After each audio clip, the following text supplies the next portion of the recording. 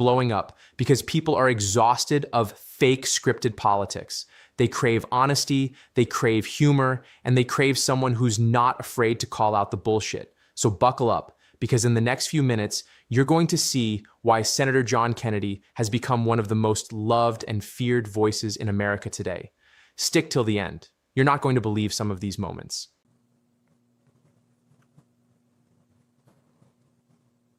Senator Kennedy. Thank you, Mr. Chairman, and thanks to all of our witnesses here today. Ms. Robinson, I want to follow up by trying to understand your answer to one of Senator Cruz's questions. And this is really a question, not a suggestion. Do I understand your position to be that there are two sexes, but there can be more than two genders?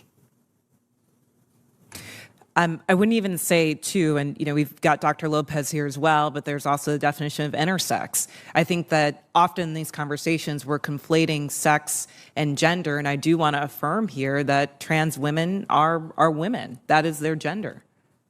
Okay, but I'm trying to understand. Do you make a distinction between sex and gender? Yes, sir. Okay, explain that. Do you think there are more than two sexes? I believe that there's a definition for intersex as well that I want to acknowledge. But sex is assigned at birth. I'm just trying to understand. I'm thoroughly confused. So you're born, I'm talking about biology, male, female, and what else? I believe that intersex is also acknowledged, but again, I'm not a doctor here. What I can say what does intersex mean? Is that there's a difference between sex and gender, and I think in these conversations we're conflating the two. Well, but I want to start with sex. Okay, there's male, there's female. When a baby's born, before the baby has had time to even have a sense of self, there's male, female, and intersex. There's a third sex. I believe that is true, but I would defer to Dr. Lopez as I'm not a physician. Okay. And how many genders are there? I think the gender is expansive, and the definitions are always growing. Today I can tell you, I talk to young people that talk about non-binary as more than five. I think the gender is not a binary, is what I'm trying to say. Are there more than five genders? I'm just trying to understand. Are there more than five genders? Well, I think that there was a time where women wearing pants didn't feel like it was appropriate for their gender, and yet I'm wearing pants today. I think that there are ways that we express our gender that are expansive. Are there more than five? I wouldn't subject myself to naming how many genders there are, but what I can say is that gender is a reflection. Number? Excuse me? There's an infinite number of genders? I think depending on your culture, there are a lot of different genders that exist. And I can also say that it's a term that's evolving. If you look at young people today, they really don't lean into the binary of only woman and man. So I think that it's incumbent upon us not to legislate on this, but create space for them to explore what their identities are, what their gender identities are. Let's get back to athletics. I think I understand what you're saying. There are three sexes, male, female, and intersex. I believe that to be true, but again, I'm not a physician. And there are an infinite number of genders because gender is a mental state. Gender is about expression, and I think that there are a variety of ways that you can express your gender. Okay, so there's infinite number. All right, let's go back to the biology. Male, female, boy, girl, okay? Biologically, do males have an advantage over females biologically in sports? Again, I'm not a physician, and I can't speak to that. What's your real-world experience? It depends. There are some people who are born male that I'm faster than if I were to sprint against them, and some that I'm not. Some males that are taller than some women, and some that are shorter. You don't believe that a biological male has a physical advantage in sports over a biological female? Not as a definitive statement. Give me an example. Well, no, I don't think. How many female members of the NBA do you see? Well, I can say that, there's been this news article about men that think that they could beat Serena Williams in tennis, right? That they think that they could actually score a point on her. And it's just not the case. She is stronger Ms. than Gaines, that. what's your experience, Ben? Male, female? Both Serena and Venus lost to the 203rd ranked male tennis player, which they're phenoms for women. My experience, my husband, he swam at University of Kentucky as well. In terms of accolades and in terms of national ranking, I was a much better swimmer than him. He could kick my butt any day of the week without trying. Okay. I just think, Ms. Robinson, I'm trying to understand where you're coming from. I think you lose a lot of credibility when you don't concede that a biological male has physical advantages over a biological female. I mean, I just think that's a proven fact, and you really hurt your credibility. I understand you want the world to be a better place. I do too, and I don't think people ought to be discriminated against because of an immutable characteristic. I don't. And I think that I think everybody ought to be free to be themselves. And what you do in your bedroom or what I do in my bedroom with a consenting adult is nobody's business. But if what I do in my bedroom with a consenting adult, if I decide I want to tell somebody's child about it, then other people have rights too. And I think parents have rights. And I think biological females have rights to be able to compete fairly in sport, in sports. So I really think you hurt your credibility when you refuse to acknowledge that biological males have an advantage over biological females. It kind of makes me wonder about all your testimony. Thank you, Senator Mr. Chairman. Kennedy. I'm sorry, go ahead.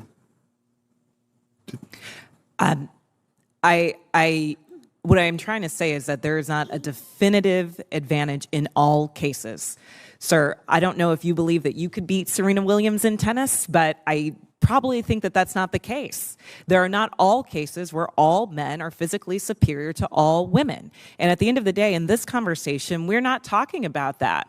We're talking about trans women who are, in fact, women, who deserve to play in a gender that matches their sports, who deserve all the benefits that Ms. Gaines is talking about. And as a cisgender black woman, I can say definitively that my womanhood is not threatened by a transgender person asserting hers as well. Senator Hirono. Thank you, Mr. Chairman. I thank all of the persons who are testifying today. For Ms. Robinson, do you know what? Thank you, Mr. Chairman. I apologize for having to miss the testimony of some of you, and I appreciate you coming today. Professor Franks, let me ask you, I listened to your and Ms. Hemingway's testimony and Professor Turley's, so I got part of it. As I understand it, your position, Professor Franks, is that I think you used the word myth. It is a myth that the Biden administration used government to compel speech, private speech, but that the Trump administration is doing that. Is that a fair characterization? Yes, that's correct. Okay.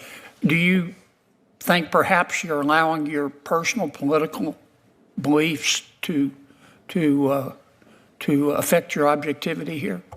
No, I do not. What is guiding my answers here is that I'm looking to see what the Supreme Court has said.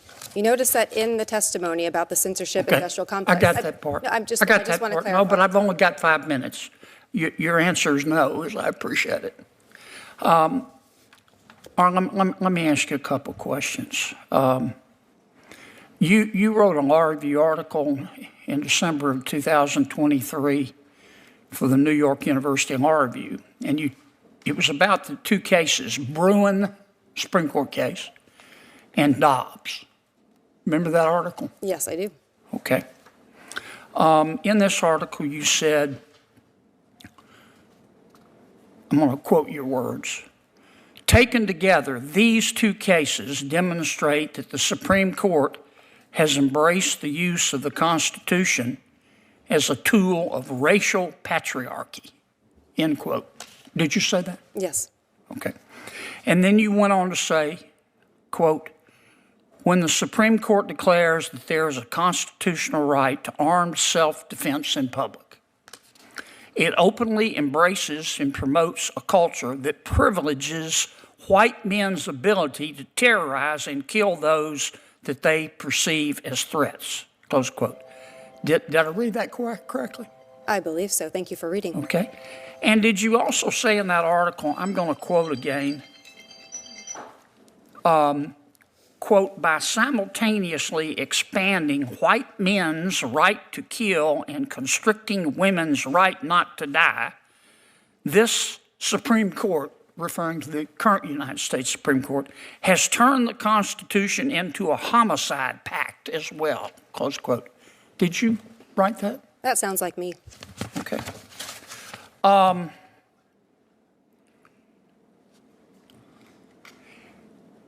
In November of 2024, you tweet, don't you? I'm not sure what the current terminology is for it, but yes, I am sometimes on the social platform that was formerly known as Twitter. Yeah, you're on a lot, aren't you? I'm not sure what the relevance of that is. You try to be provocative on there, don't you? Again, I'm not sure what the relevance Well, of this question is. let me show you the relevance. On November 7th, 2024, from your tweet, here's one of your tweets at 2:41 p.m., quote, the majority of Americans hate women. The majority of Americans hate women more than they love anything, including democracy, close quote. Did I read that correctly? I am not sure what this has to do with the subject matter of this. Did you hearing. say it? I do not have those words in front of me. I probably said something along those lines, but Yeah, what is you the said it. relevance Here of that it to is, this big as hearing? Dallas, right there. Yes. But your political beliefs don't impact your feelings about President Biden or President Trump. I don't have feelings about either of them. What I have Sounds is to me doctrine. like you have your favorite feeling is anger. Let me ask you this. You issued another tweet. This was in May of 2022. You've just been tweeting up a storm. You said, quote, there's a reason why the conservative-dominated Supreme Court thinks the Constitution does not contain a right to an abortion, but is convinced that it contains an individual right to possess firearms. And that reason is white male supremacy, close quote. Did I read that correctly? Is there a question in this? Did I read that correctly? That's Is there my a question that is relevant to this hearing? Did I read that correctly? Do you really think that the United States Supreme Court, you're an officer of the court, is guided by white male supremacy? I believe that the First Amendment prohibits the president Did you other say state that? officials for punishing people for Did their you honestly say that, Professor? I And you believe expect us, that the First as a Amendment, Democratic witness, to take you seriously? Are you kidding me? I believe that you should take You the First heard of Amendment curb your seriously, sir. enthusiasm? Here's my saying, curb my nausea. I Thank you. believe that you Yeah, should the take the time First has Amendment expired. Thank seriously. you. Senator Durbin. Thank you. Thank you, Mr. Chairman. Yes, ma'am. Senator Kennedy. Thank you, Mr. Chairman. I've listened with great interest today, and here's what I hear you saying. The four folks to my left, I hear you saying that digital assets are different. Digital assets hold great promise. Digital assets need special rules. I agree with that. The obvious question is, what should those rules be, and to what extent should we allow you to draft them? I've also heard some of you say that digital assets represent the next generation of the internet. Well, we let the current generation of the internet draft their own rules, and frankly, it looks like what we got as a result looks like somebody knocked over a urine sample. Congress can't even agree on basic legislation dealing with privacy on the internet. How the hell are we going to tackle this? But I hear what you're saying. I hear Mr. Painter, as usual, if you follow him on social media, you know, all politicians are crooks. Very helpful. I want to direct most of my questions to Professor Massad. Is that how you say your name? Massad. Mr. Massad. I'm really worried we're going to get this wrong.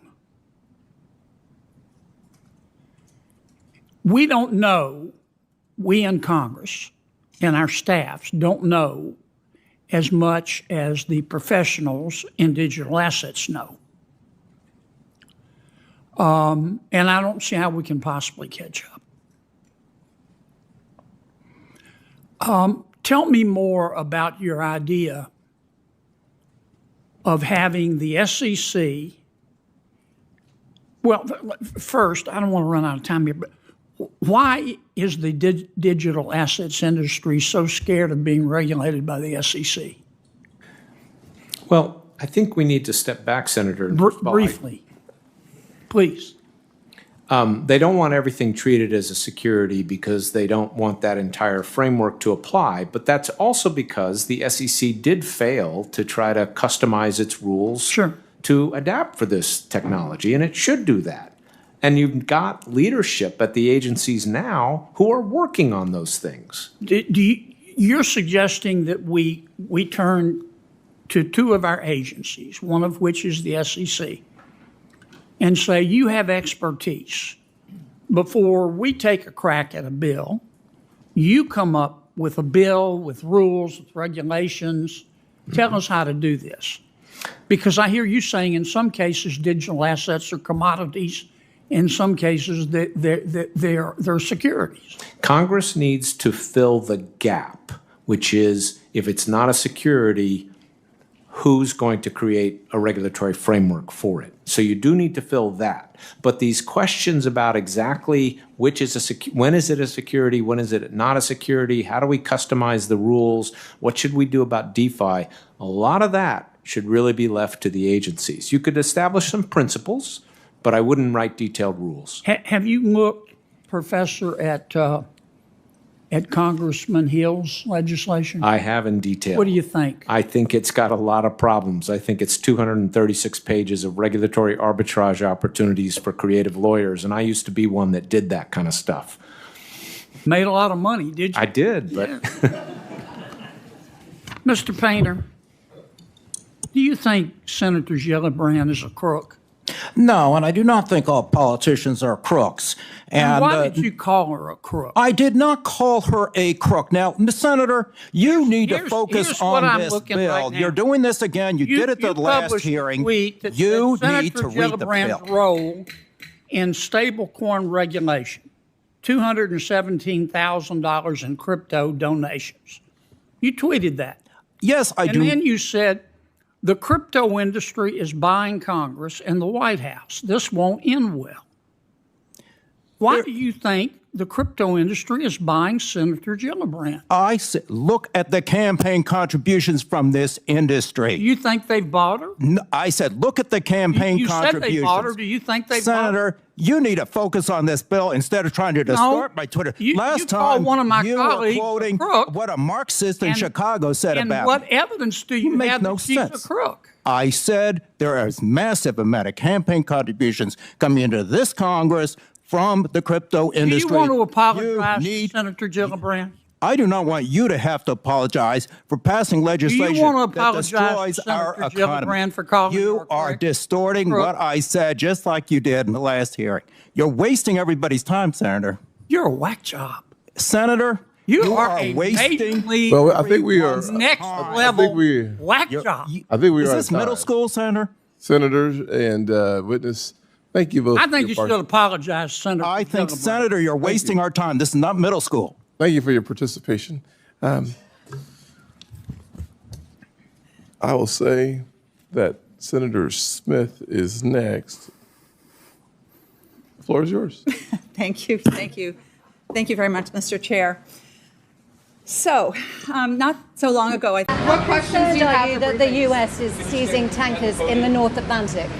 Look, I don't know what they're going to tell us today, but you don't have to be Einstein's cousin to figure out that at this juncture, two things are true. Number one, to invade Greenland would be weapons grade stupid. And Donald Trump is not weapons grade stupid. Neither is Marco Rubio. Number two, you can pretty this up all you want to. But unless you were playing Frisbee in the quad during History 101, you know that the future of Venezuela, one way or the other, is going to be determined by the military. Every time Venezuela has embraced democracy, it has been because the military has gone along. Every time Venezuela has rejected democracy, it has happened because of the military. In this case, let me finish, ma'am, if you don't mind, unless you want to come up here. This is not true in all cases, but in this respect, Mao was right. Power grows from the barrel of a gun, and the military here is key. And that's all there is to it. I got to go. Ask for an additional 15 minutes to make my remarks. Without objection. Thank you, Mr. President. Mr. President, I want to spend a few minutes talking about a couple of different topics. First, I want to try to explain to the American people what's going on around here.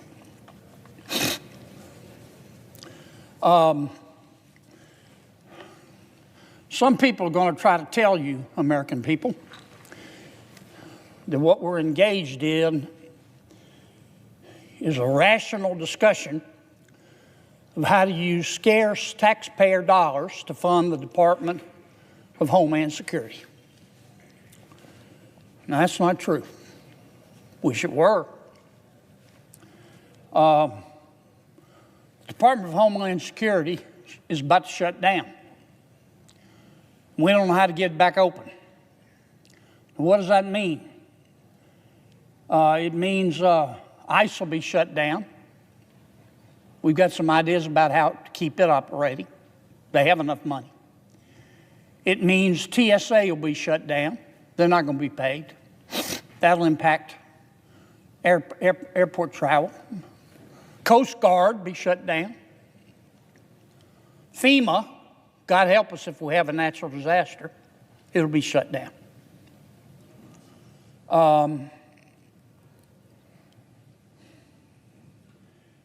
What's about to happen is top of the list, king of the hill, number one, stupid.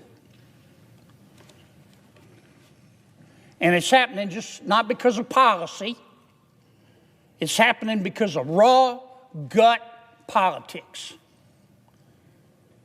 If you could see what I see, your gag reflex would be permanently triggered. Here's what's going on.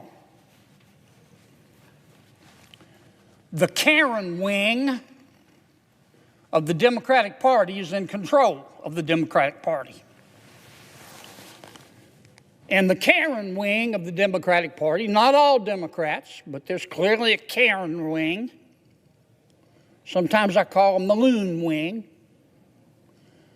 They have gone to the Minority Leader Jeffries and my friend Senator Schumer and said, don't you vote for that Homeland Security bill. Why? Because the Karen wing of the Democratic Party wants to defund ICE. Now, we've seen this vampire movie before. The Karen wing of the Democratic Party also wanted us to defund the police. How'd that work out for us? The criminals are still laughing. Now they want to defund ICE. And Senator Schumer and Minority Leader Jeffries, two good men, they've made a bunch of unreasonable demands that no person with a brain above a single-cell organism would vote for. It would put handcuffs on ICE. That's just a fact. And they know that. I'm not going to vote for them. Sure not going to vote for them with a gun to my head. Now, but I'll tell you the reality. We could go to Senator Schumer and the minority leader in the House and say, okay, we accept every one of your conditions. The Democrats still are not going to vote to keep DHS open. I mean, I don't blame Senator Schumer for trying, but he's kind of wandering around here like one of those Roombas. He looks like a man who's lost his luggage at the airport. I mean, he's making these demands, and if we accepted them, we're not, but if we did, he couldn't deliver the votes. Because nobody on my side of the aisle wants to defund ICE. And that's what this is all about. And some of my colleagues are trying to pretty it up. Lots of play acting. They might be late, a little late for getting their name in for the Academy Awards, but maybe next year. They're trying to muddy the water, make it look deep. Like we're having this discussion about efficiencies at the Department of Homeland Security. Nope, very simple.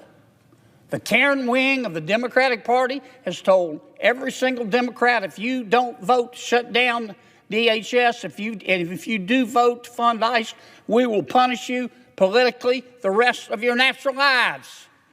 That's why we're about to have a shutdown. Now, this stuff isn't complicated. Here's what I think most Americans believe. Illegal immigration, Mr. President, is illegal. Duh. If none of us are above the law, I believe that. I bet you believe that. If no one is above the law, how come people in our country illegally are above the law? Immigration statutes are not some second-tier laws that you can violate without consequence. It's the law. If you don't like it, change it. I believe in enforcing our immigration laws. Now, how you enforce them matters. By God, you better believe it matters. Those laws have got to be enforced in conformity with equal protection and with due process and in accordance with standards set forth by the United States Supreme Court. I think it was 1968 in a very famous case called Terry v. Ohio. Cop can't stop you unless that cop has reasonable suspicion, not probable cause, reasonable suspicion to believe that you have committed, are committing, or is about to commit a crime. It's not subjective. It's an objective standard. And our cops, including but not limited to our ICE officers, have to follow it. Now, you can protest. That's fine. That's your right to protest.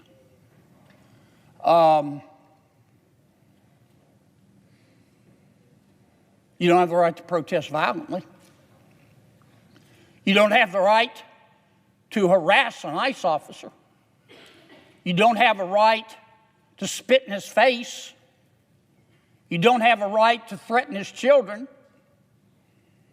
You don't have a right to get his home address and go to his house and try to harass his family. You don't have the right to block the street so the ICE officer can't get through. You don't have to have the right to kick out a cop's tail light. You don't have the right to go burn Christmas trees. You have the right to protest, but not violently. Because you know what? Two reasons. Violence undermines the morality that you say your movement is built upon. Dr. King knew that. That's why he wanted nonviolent protest. Gandhi knew that. President Mandela knew that in South Africa. Violence undermines the morality that you say your movement is built on. Now, there's a second reason that you can't protest violently. It's against the law. And it's bone deep, down to the marrow, stupid. If you act like a butthead with a cop or an ICE officer, it's not going to end well. It's not going to end well. Here's a little tip. It's free. Cops will leave you alone unless you do illegal stuff. And that's what this debate is all about. I hope we get it worked out. I don't want to see flights stop. I don't want to see FEMA not be able to respond. I don't want to see the Coast Guard have to shut down. But the Karen wing of the Democratic Party is the cause of this. And they're going to have to accept the fact that the law is the law, or they're going to have to get the votes to change it. Because the American people see immigration like they see the front door of their home. Most Americans lock their front door at night.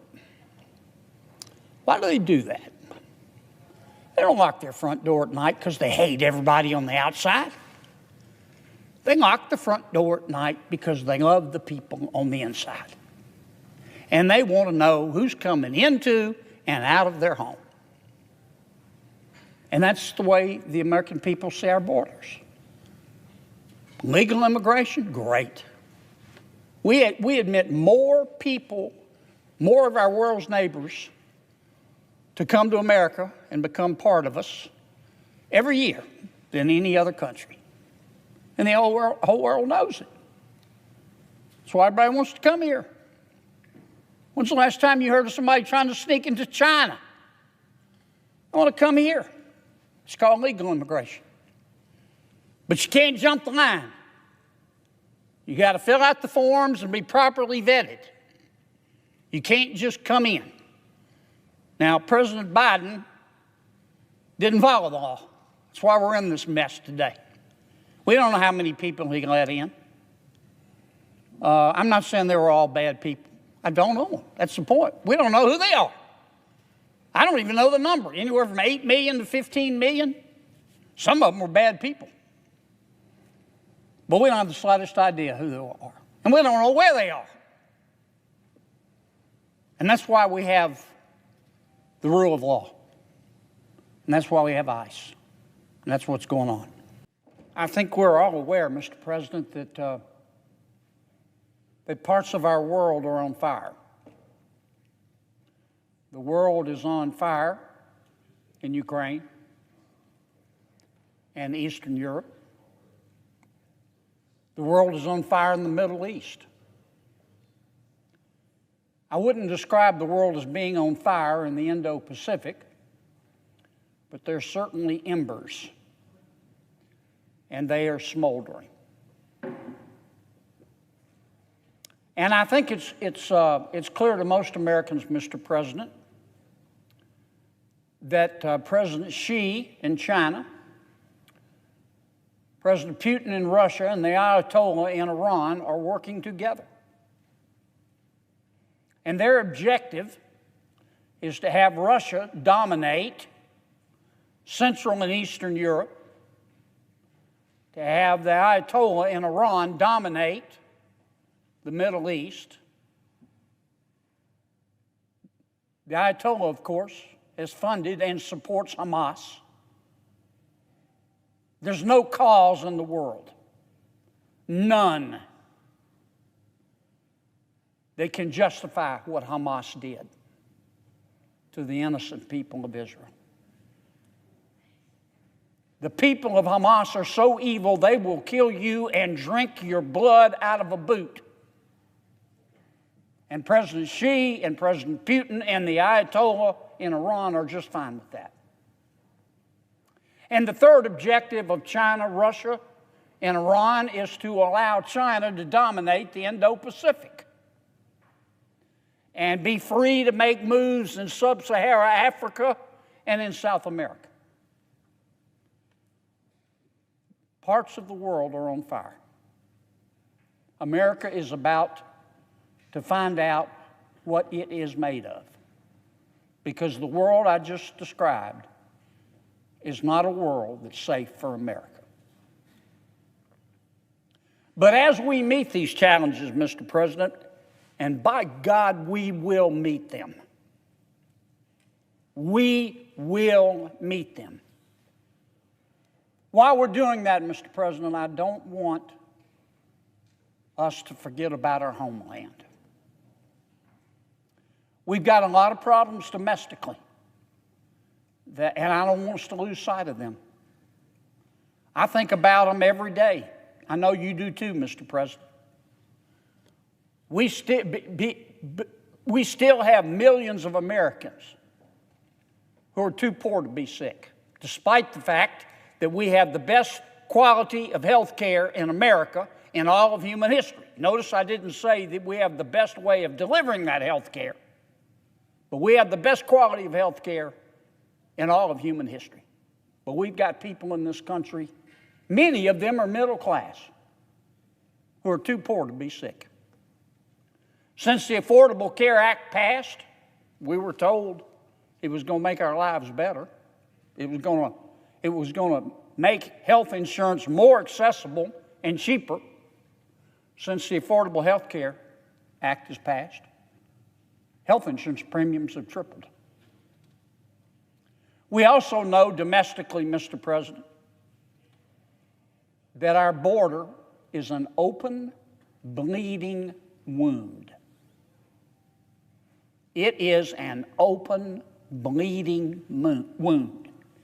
And it isn't within the power of this Congress to fix that. But none of those domestic problems that I just described, and I could continue with others, as I know you could too, Mr. President, is hurting the American people as much as President Biden's inflation. Not a single one. President Biden's inflation is gutting the American people like a fish. It is a cancer on the American dream. In my state alone, in Louisiana, we're not a wealthy state. My people are pretty middle class. They get up every day, they go to work, they obey the law. They try to do the right thing by their kids, try to save a little for retirement. The median household income for a family of four in my state's $55,000 a year. A lot of states are above us, some are below us. President Biden's inflation, which is man-made, and that man's name is Joe Biden, is costing my people, the average Louisiana family, $806, not a year, a month. $806 a month. That's $9,700 a year. Now imagine if you were making $55,000 a year and you've got to come out of pocket with an extra $9,700 a year. You blow through your savings. You max out your credit card. You borrow from your children's college education plan. You borrow from relatives. And then what do you do? Now, I know what some of my colleagues are thinking, but Kennedy, we're doing better on inflation. And we are. And I am so thankful. A year ago, inflation in this country was 8.2%. Today it's 3.7%, and I am so happy. And I hope it continues to go down. But it is important for us to remember what that means. A reduction of inflation from 8.2% to 3.7%, which is still, of course, too high, just means that inflation is rising less rapidly. We still have inflation. Prices are still high. They're just not going, and they continue to go up. They're just not going up as quickly as they were. Now, that's a good thing, but it doesn't solve the problem. That's what we call disinflation. When inflation is rising and we stop it from rising so quickly, that's called disinflation. But that's not what most Americans care about, though that's important to them. What they care about is the prices going down, and that's de-inflation. And we do not have de-inflation. The point I'm trying to make is we're stuck with these high prices. If they get inflation down to zero, those high prices are not going down. They're going to remain the same, Mr. President. They're just not going to rise as quickly. We are stuck. The American people are stuck with these high prices because of the Biden administration. Now, I could cite you, Mr. President, all the sterile statistics you would like. But I want to try to describe in specific terms what it's like for my people to go to the grocery store. This is an exaggeration, but not by much. To have to think about, well, do I have to sell blood plasma today in order to go to the grocery store? Do I have to draw down on the second mortgage on my home in order to go to the grocery store? Since President Biden has been in office, consumer goods in the United States of America are up 17%. Electricity is up 25%. Eggs are up 29%. They're not going down, folks. Even if inflation goes to zero, those prices aren't going down. Potato chips up 30%, bread up 28%, coffee 30%, rice 26%, flour's up 28%, milk 18%, a half gallon of ice cream 21%, chicken 20%. When you look at larger categories, this is what's happening to the American people.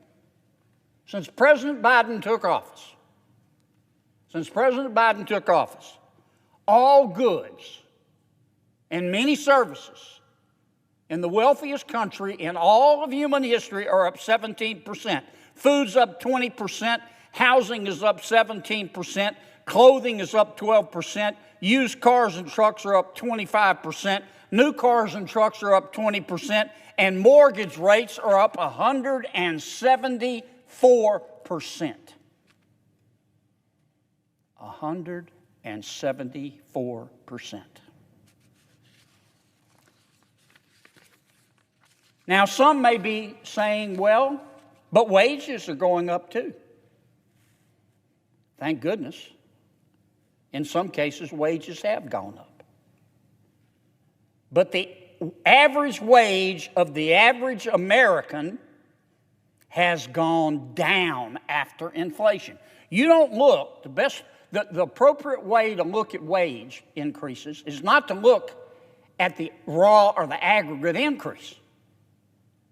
It's looking at the increase after inflation. And if you take all of the average wage increases in the United States of America, and you look at the average inflation in the United States of America, workers have actually lost ground. Workers today, in November of 2023, are actually making less per hour after inflation than they were of February 2021. So don't let anybody tell you that wages have made up for this. They haven't kept up with inflation. And don't let anybody tell you, Mr. President, that we're winning the war on high prices. We are getting inflation down. No thanks. No thanks to the Biden administration and, quite frankly, the United States Congress. That's thanks to the Federal Reserve. They have tightened interest rates, which has hurt a lot of people.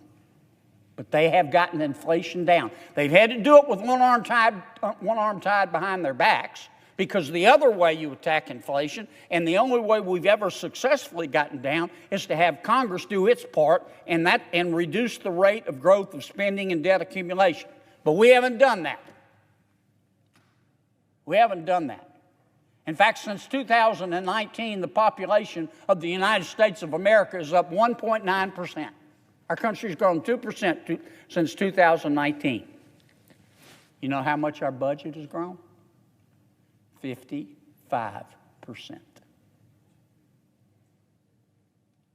This inflation is man-made, and the man's name is Joe Biden. And we need to address it. So as we fight a hostile world, which day by day is becoming less safe for the American people, I don't want us to lose sight, Mr. President, of another problem, an equally important problem, that is stealing the American dream, and is called President Biden's inflation. Mr. President, I suggest the absence of a quorum. Mr. President, most of my people in Louisiana, I think, are probably much like your people in Maine. Most of my people, most of our people, they just get up every day, they go to work, they obey the law, they pay their taxes, they try to do the right thing by their kids, try to teach their kids morals, and they try to save a little money for retirement as they enjoy living in what they believe is the greatest country in all of human history. But many of my people, Mr. President, are struggling. President Biden took office on January 20th of last year. So, what are we? We're in day 490 of Build Back Better. From where many of my people sit, nothing's been built, and nothing is back, and nothing is better. There's not a more appropriate example of that than the cost of living, inflation. When President Biden took office, the cost of gasoline in my state was $2 a gallon. It's between $4.15 and $4.25 right now. And it's not just gasoline, Mr. President. I mean, I don't need to tell you. A dozen eggs now costs $2.52. Ground beef is $5.41. A pound of chicken is $4.10. The price of oil, the price of gasoline affects so much in terms of our economy. I mean, it impacts most of our food and our clothes and our plastics, the things we use every day, are delivered by air, by van, by tanker, all of which use gasoline. Pharmaceuticals are affected by the price of oil.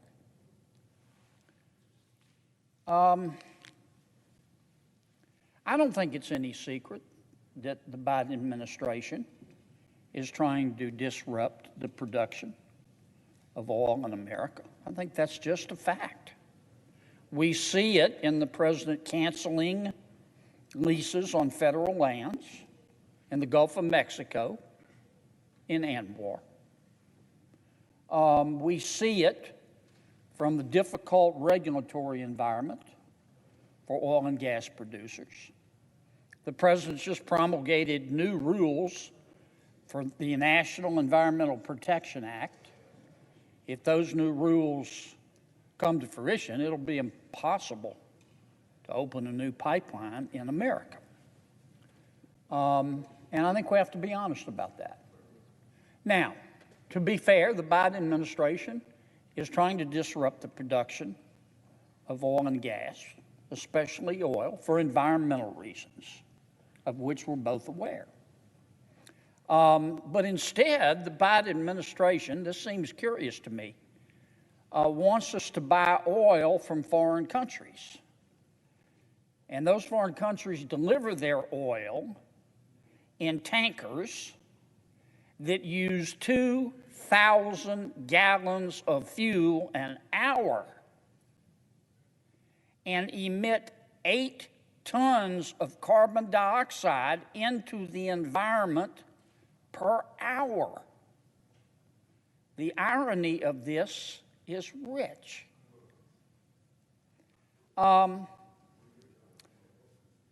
Inflation and oil.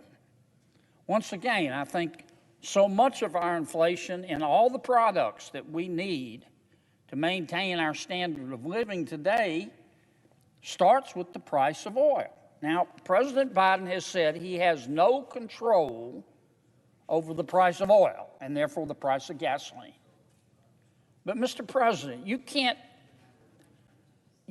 have regulatory control over the drilling, the transporting, the storage, the refining, the trading, and the taxation of oil, as the president does, and say you have no control over the price of the commodity. I mean, that's just not true. The president, here's what most people in my state see, Mr. President. The president, in March of last year, sent every American a $1,400 stimulus check. And they were grateful.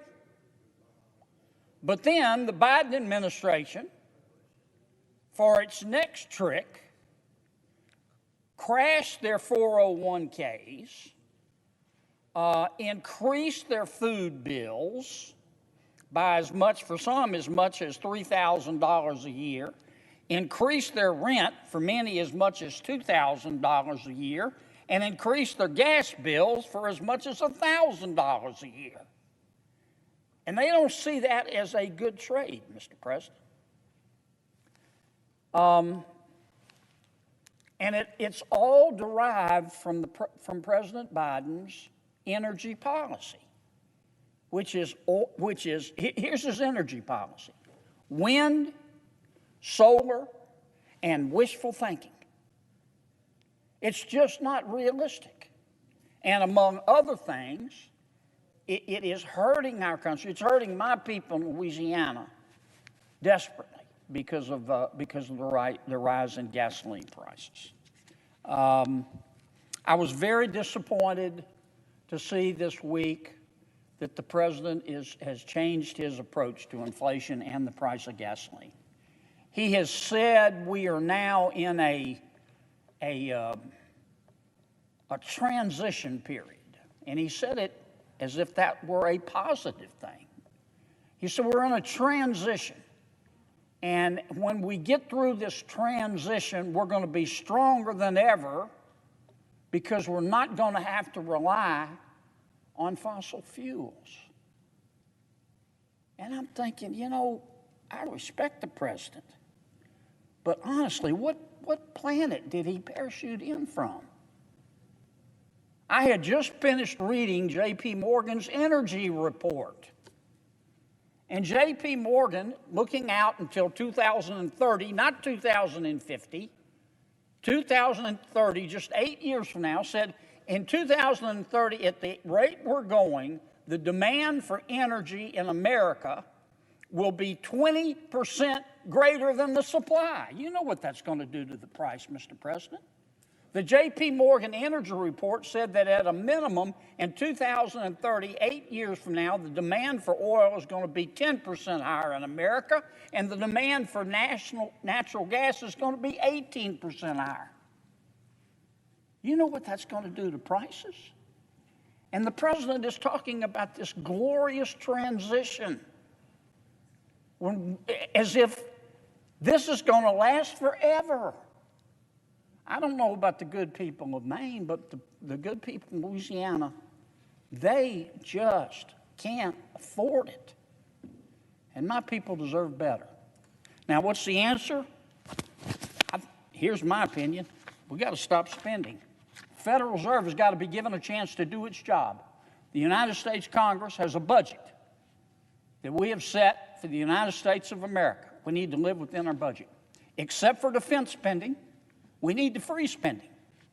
We need to freeze it and give the Federal Reserve a chance to get this inflation under control. Thank you, Mr. President. My people deserve better. People of America deserve better. I yield the floor. Mr. President. Friends, John Kennedy is more than just a senator. He's the voice of common sense in a world full of confusion and agendas. If you enjoyed this, hit that like button, share it with your friends, and drop a comment. What's your favorite John Kennedy moment? Subscribe to the channel and turn on the bell notification so you never miss these hard-hitting political breakdowns. In today's time, we need more leaders who speak the truth without fear. What do you think? Let me know in the comments below. See you in the next video. Stay truthful and take care. See, I don't believe you. I think you allowed your political beliefs to cloud your judgment. And I think you said a few years ago what you said about Brett Kavanaugh, and I think you believe it. Guys, imagine a politician who walks into a Senate hearing and destroys everyone with pure logic, savage humor, and zero filter. That man is Senator John Kennedy from Louisiana, the sharpest tongue in Washington right now. While most politicians read boring scripts and play it safe, Kennedy looks straight into the camera and says what millions of Americans are actually thinking. He's roasted the Biden administration on inflation. Nothing built, nothing back, nothing better. He's exposed fake poverty numbers. You're not counting food stamps, housing, or Medicaid, you're cooking the books. He's asked the million-dollar question in gender debates. How many genders are there? And when they said infinite, he hit back with cold, hard reality.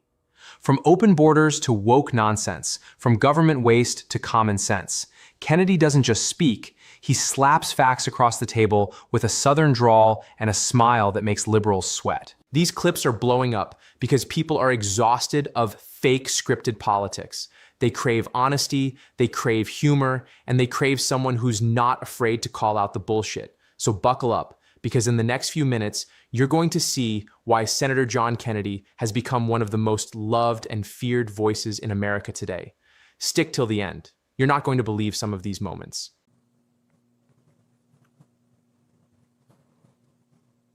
Senator Kennedy. Thank you, Mr. Chairman, and thanks to all of our witnesses here today. Ms. Robinson, I want to follow up by trying to understand your answer to one of Senator Cruz's questions. And this is really a question, not a suggestion. Do I understand your position to be that there are two sexes, but there can be more than two genders? I wouldn't even say two, and we've got Dr. Lopez here as well, but there's also the definition of intersex. I think that often in these conversations we're conflating sex and gender, and I do want to affirm here that trans women are women. That is their gender. Okay, but I'm trying to understand. Do you make a distinction between sex and gender? Yes, sir. Okay, explain that. Just. Do you think there are more than two sexes? I believe that there's a definition for intersex as well that I want to acknowledge. But sex is assigned at birth. I'm just trying to understand. I'm thoroughly confused. So you're born, I'm talking about biology, male, female, and what else? I believe that intersex is also acknowledged. But again, I'm not a doctor here. What I can and say what does intersex mean? Is that there's a difference between sex and gender. And I think in these conversations, we're conflating the two. Well, but I want to start with sex, okay? There's male, there's female. When a baby's born, before the baby has had time to even have a sense of